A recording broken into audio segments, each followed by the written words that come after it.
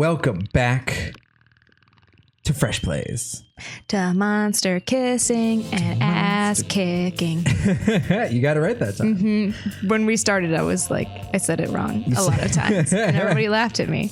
So I very patiently tried to do that right. And it was right. I think the first time I said it, we're monster kissing ass kicking. And Jeff was like, what? No, that's correct.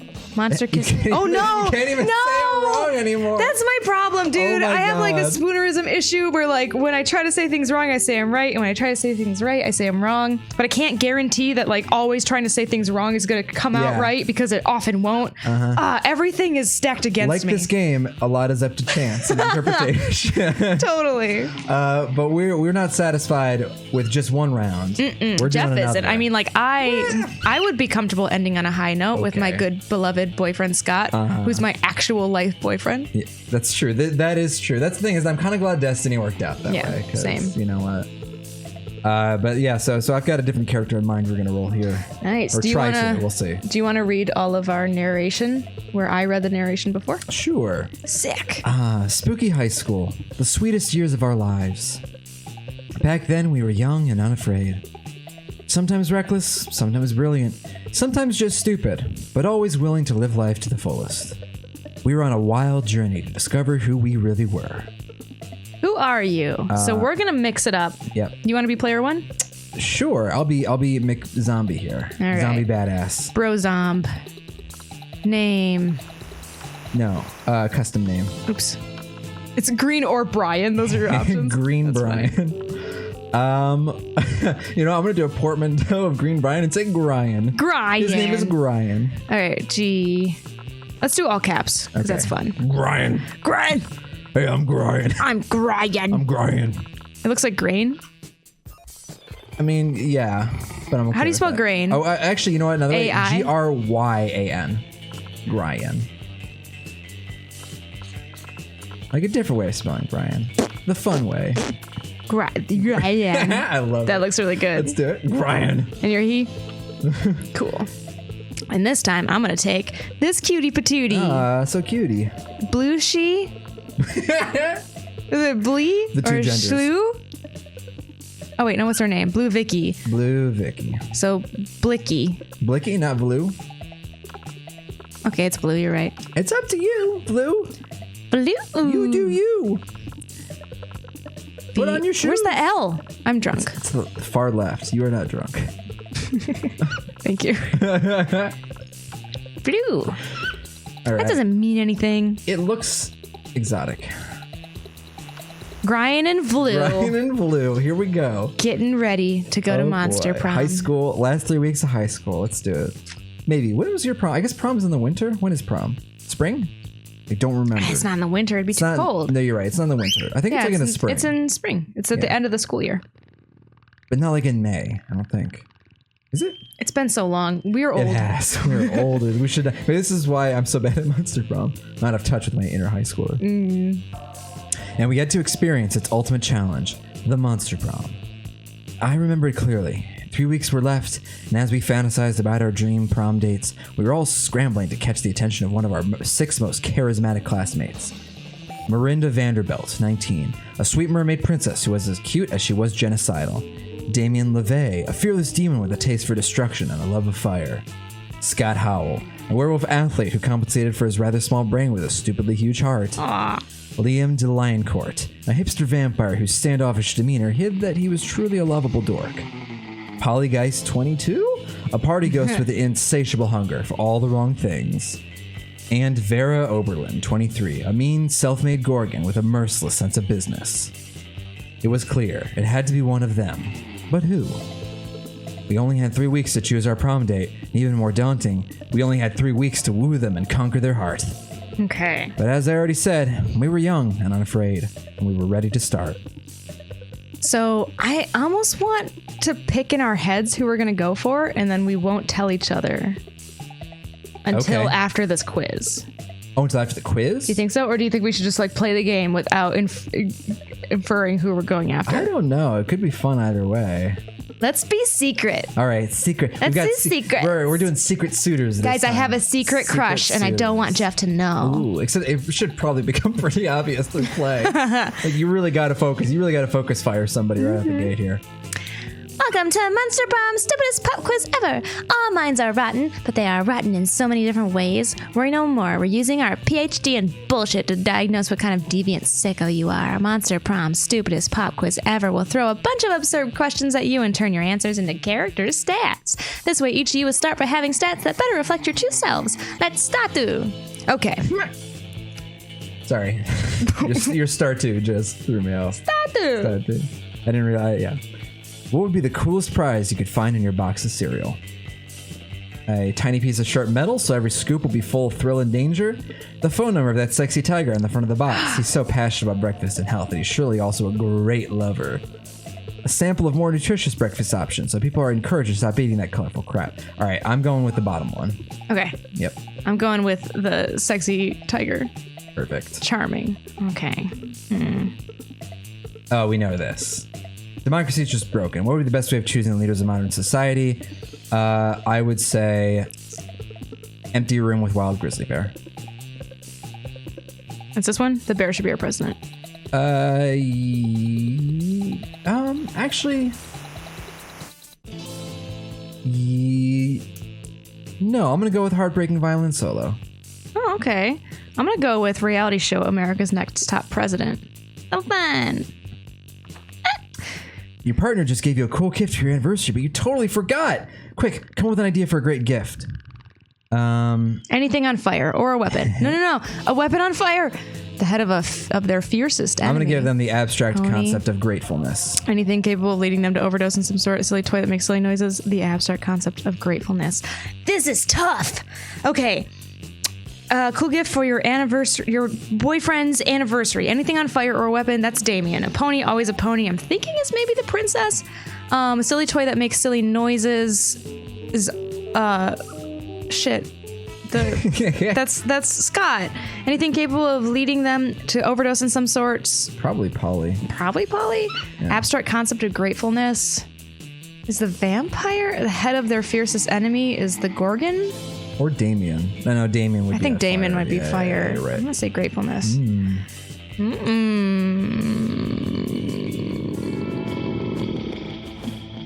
Oh, the funny face.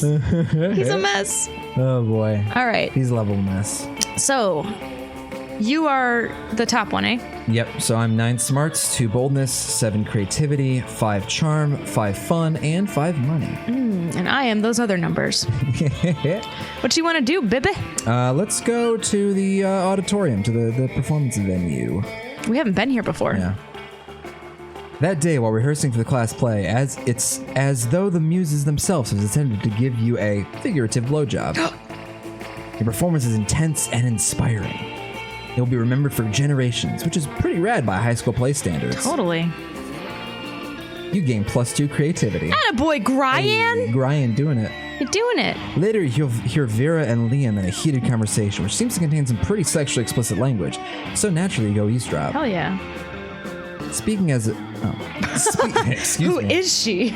Speaking as a male, I can say that even though I grow weary of the infantilizing monotony of the male gaze...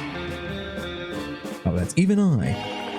Thank you. See, I wanted to advocate for the Gorgon gaze instead, but that would just turn people rock hard. Oh, Vera, listen to you. That's not an erection joke. People would die. Oh, never mind. I thought it was fun. Personally, I think hentai is the source of the problem. It's so unrealistic. Hello, I'm not a 2D drawing. I'm a real vampire. I know. Even I can't keep up with the standards hentai is setting. What? Am I just supposed to grow a dick during sex? This is such a good conversation to eavesdrop on. And all the women are drawn exactly the same. There's even less body type diversity than at this school. Plus, I don't think this is a weird-ass conversation. It's like criticizing the game itself. Plus, I don't think anyone in real life has ever willingly addressed a tentacle as senpai. What's with all those tentacles anyway? Because half the studio heads are krakens, Liam. And no tea, no shade to the women who enjoy tentacle porn. I know at least 3 of my snakes do, but I won't out them. It's definitely the ones who are listening right now in the front. But I do think there should be a more diverse offering for those of us who like something less. Cephalosexual. Agreed. Let's see. Hentai should be more artistic, redraw explicit scenes in the style of the great artists, or don't send a misogynist crassy to the Femme Gorgon's job. You should open your own hentai studio. I'm gonna say hentai should be more artistic. Boop. Yeah. Now there's a fresh idea and an untapped demographic. I have no doubt that there are scores of monsters itching to combine sexual gratification and art history. I can see it now. Picasso-esque tentacle breasts with off-kilter tentacles coming out of their eyes and mouths. Picasso tentacle breasts. That's not what that says. Surat females made up of thousands of little dots. Is that a nipple I see? Or a stipple? This is my favorite conversation ever. Chagall BDSM. Monsters beaten blue and blue. It's perfect. They'll be so busy appreciating the artistry, they'll have no time to objectify the subject matter. Thank you, Brian. You rock our world like, well, classics pornography mashups. Nice. They hurry off to discuss further ways to get off to art, improving the world greatly for them, for you, and for all lovers of hentai and art classics. You gain +1 smarts and +1 creativity. 2 smarts. Yeah. Good job, my dude. Smarty boy. Oh my god, I'm the cutest in the world. Gren may look like a thug, but you know what? He's got a brain. Ironically, for a zombie. Yeah. Playing against type here. I like it. I'm going class. I'm so cute. You're so cute. I'm so You're cute. so fucking cute. Oh, that day you listened to your elders and learned valuable lessons. Sometimes after all the monster nonsense and the dating gimmicks, you forget that attending class is supposed to be the primary activity of high school, and you gain +2 smarts. Later that night, you're out bar hopping with... Oh, this has nothing to do with the fucking classroom. Oops. Bar hopping with the 2 hippest monsters you know, Liam and Polly. The evening comes to a grinding halt when you're denied admission to Club, thus named for the giant club carried by the bouncer, who is currently denying you entry.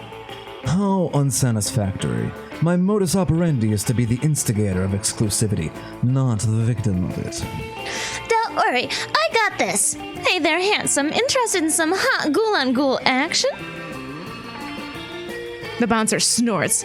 I can see you. Wait, that's totally Scott's voice. The bouncer might be Scott. We don't know. I can see right through you, Casperina. Move along.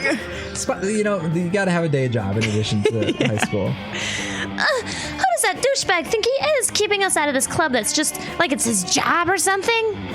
Both Polly and Liam look to you expectantly. Now's your chance to save the night. Incite a revolution. The proletariat will own this means of inebriation. Or start a better party right here. A naked party. I want to pick this, but I'm going to go this way. You turn a nearby trash can upside down and use it as your podium. You talk of justice. You talk of revolution. You talk of affordable bottle service. Tears fill everyone's eyes, especially Liam's. I have a feeling we're going to have a showdown in our future. On your signal, the waiting crowd rushes. Club. The Bouncers Club is no match for the will of the people. Nice going. Be right back. I'm gonna steal all the nice vodka while the bartenders are still on fire. Was that Sergei excuse me. Was that Sergei Totovsky's rallying speech from Padane Rusko Goblina? It was. Who knew that the 17th century Russian goblin literature elective would get you street cred? Looks like you're storming your way into Liam's heart. You gain +2 smarts and 1 charm.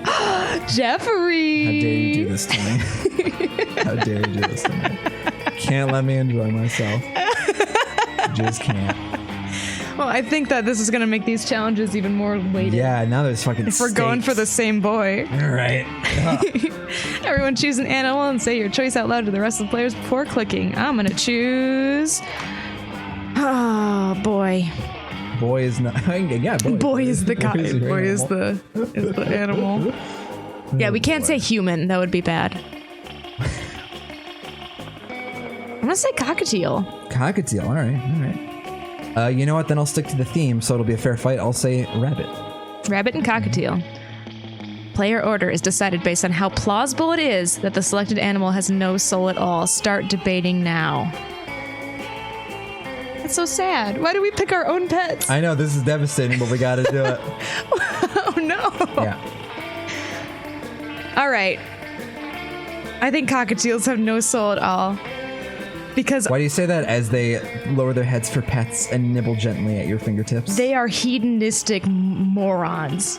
Cockatiels, all they want in the world, in their life, is exactly what they want in that moment. Okay. It's a soulless, driving need for pleasure in the moment. They're like, I need food. They scream for food. They get food. They're quiet. I need pets. They try to bite off your fingernails so you have attention to give to them. I don't know.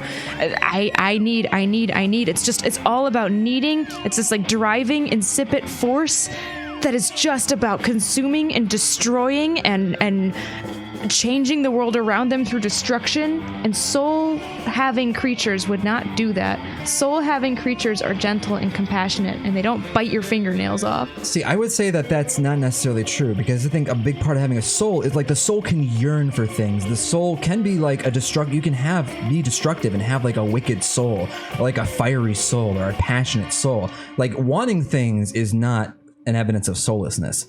Bunnies, on the other hand, let me lay some knowledge about bunnies for you guys. For one thing, they are almost completely silent. So already they got kind of a dead-eyed thing going on. Their facial expression is just one. They just stare.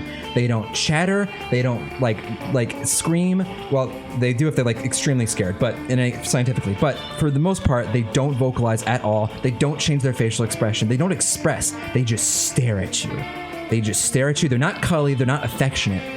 They don't want to be held. They don't want to be picked up. They don't want to be interacted with. They just want to be fed, and they just want to stare at you and stare at you and stare at you. And on top of that, here's also another known fact. Bunnies can be kind of crazy vicious. We have a baby one right now, and if we're too fast in introducing the babies to the other ones will murder the baby. Like, hey, birds too? Like, just kill That the baby. is exactly true about birds as well. If you introduce birds that do not get along to each other immediately, they will bite each other's feet off. They will make each other bleed. Garrus and Pidgey, I can give you a visual example. I won't do that, but if I put them close enough to each other, they are so soulless that they still to this day go after each other's eyes. But the way you've articulated it is that it's not, in fact, soullessness, but souls in conflict. They both yearn so strongly for the same resources that they're willing to pit their heads. The only conflict that they're having is that one of them can't have the thing that the other one has. Wait, what? But that is still like the expression of a desire, of a soul desiring. Bunnies No, I'm losing are this. they just survival, just kill the We're thing. live on They're just gonna stare and kill. twitch.tv/BethBRad, and everyone's voting Jeff. I hate this. Also, you guys have seen Monty Python's Holy Grail, right? You've seen what the rabbit does in that, right? That's not a real rabbit. I rest my case. That's not a real rabbit. Rest my case. God damn it, he totally took it. Everyone's like, no, it's absolutely Jeff. Jeff wins. Jeff.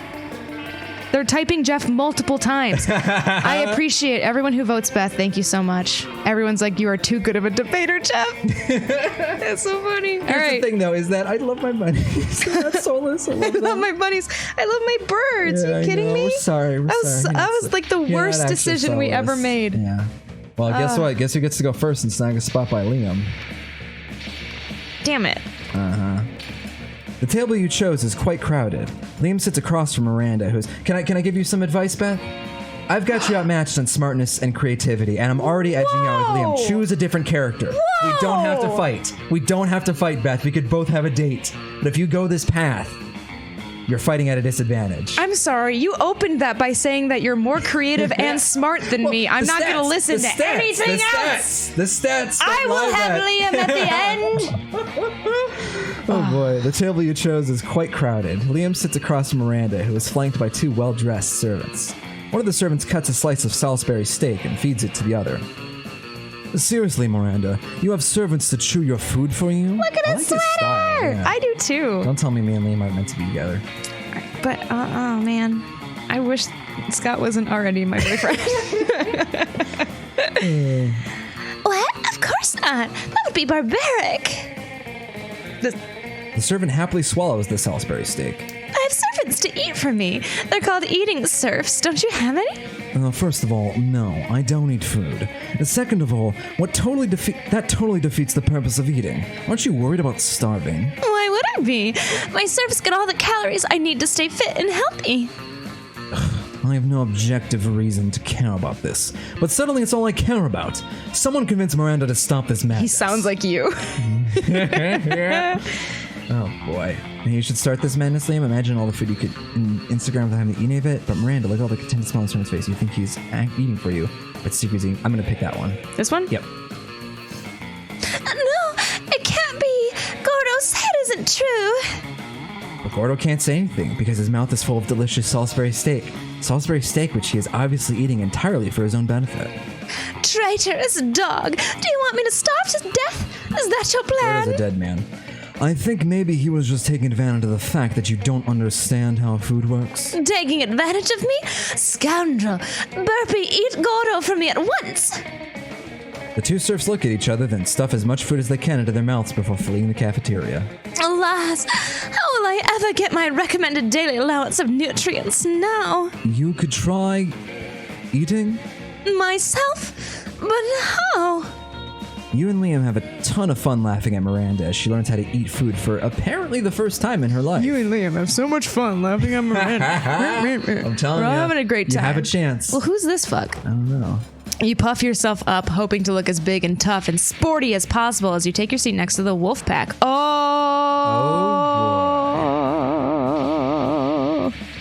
That was kind of cool. I don't know what you did there. That was kind of a cool noise. I don't know what to do for their voices. Maybe I make them Spaniel. I was going to say, do you want to voice them or should I voice them? What do you think?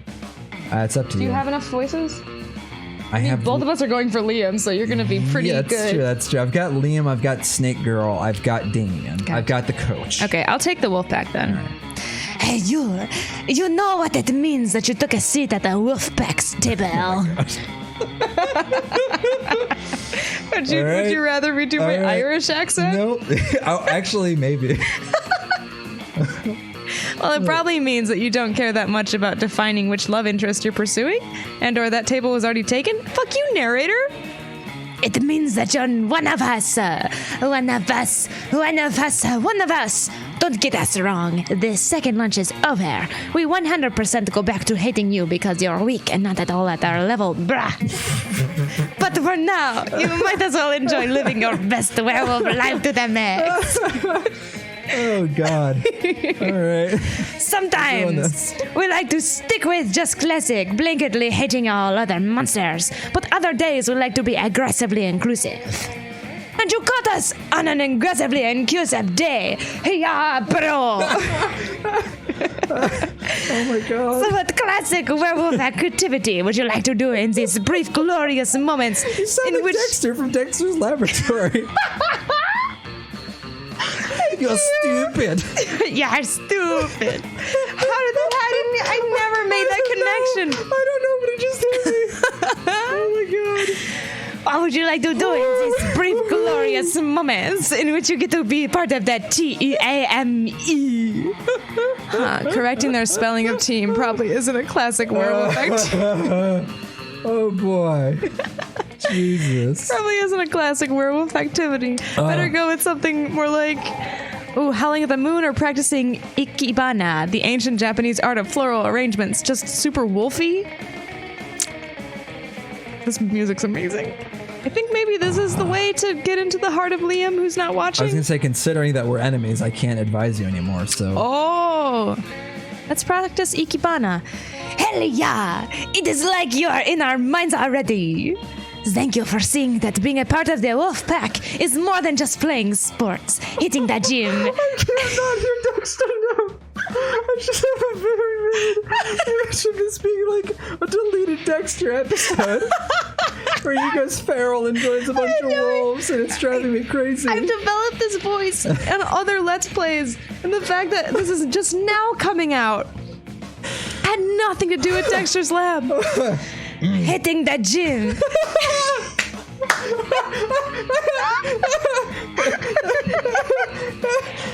And being total douche bros. Don't get us wrong. Those are still three central pillars of Wolfpack life. We're just also super into Ikebana. boy, you and the wolf pack slam dunk the rest of your retrospective lunches in the trash and head outside to do some serious fucking flower picking and subsequent arranging. Bro, look at this arrangement. Mixing an azalea with a dahlia is so dope. I like this guy though. Wow, dude, daisies and daffodils, extreme. Yeah, and don't forget putting your tie at 70 degrees, bro. Do not be an icky bananoob. Man, you guys with these sick bouquets, we're going to be drowning in pansies and peonies and pussy, yeah.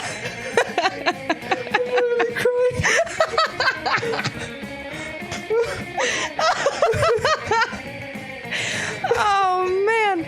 I'll leave it to the wolf pack to somehow turn floral arrangements into crude sexual remarks. But hey, your flowers look bomb.com and you gain +4 creativity. Whoa. Oh. We went on a journey. Oh my god.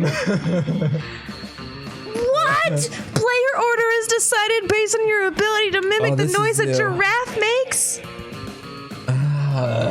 I am a giraffe. That's not fair. What does a giraffe make? What is the noise that a giraffe makes?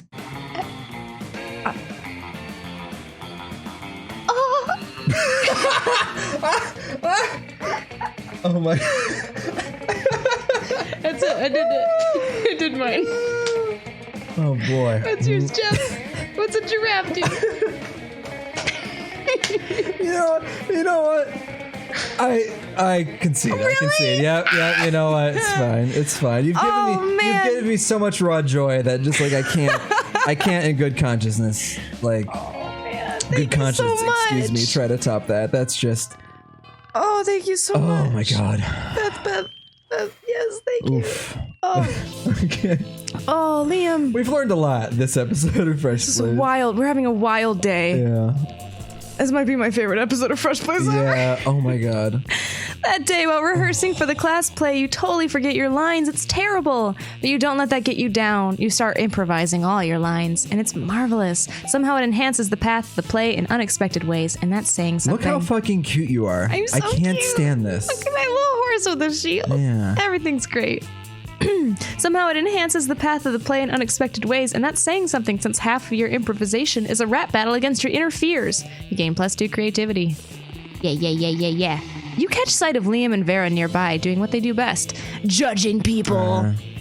Do you see the leggings that succubus is wearing?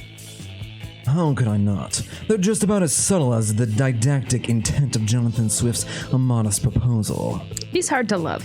You know, Liam, give up now.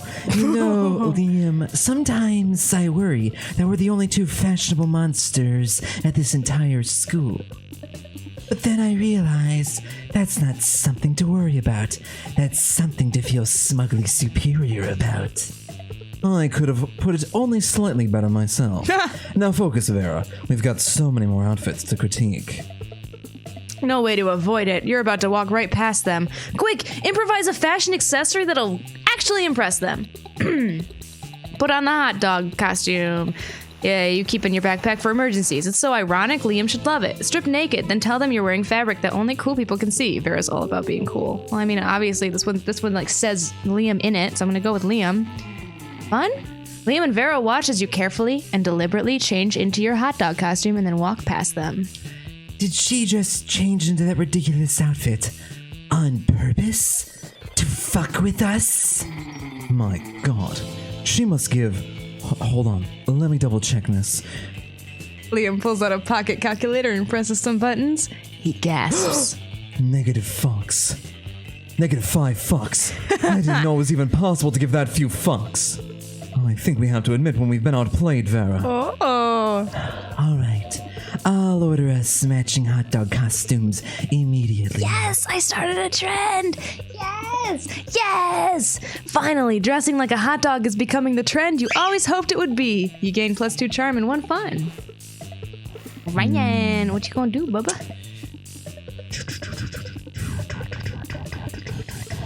Now that I've taken over your creativity space. Yeah, I'm thinking. I think I am going to go for the gym. Okay. Charm, baby. Oh, look at you. That day, an Look at epic you. dodgeball match takes place. Everything seems lost, but you deliver an inspirational speech that fuels your team's spirit, leading into a spectacular comeback. You're clearly a natural-born leader. You gain +2 charm. Nice. But Liam isn't paying attention to any of that. He corners you afterwards to lecture you on Instagram filters. What no one seems to understand about filters is that they're not about making pictures better. They're about making pictures browner and harder to see. I love it. That's why I use my own proprietary filter for almost all my photos. Infinite Taupe. It's also probably why I have only 6 Instagram followers. But we all make sacrifices for our art. In any case, I have to go. There's a dead rat in the parking lot I simply must document. As soon as Liam's gone, Miranda peeks out of an air conditioning duct. Goodness, this situation is even more dire than I thought. If Operation Make Liam Popular Again is to succeed, we must get started immediately. Oh no, someone's calling to be let in my apartment. Oh, who must this be? I'll let him in. I won't even check. Oh god. There might be someone weird at my door in a minute.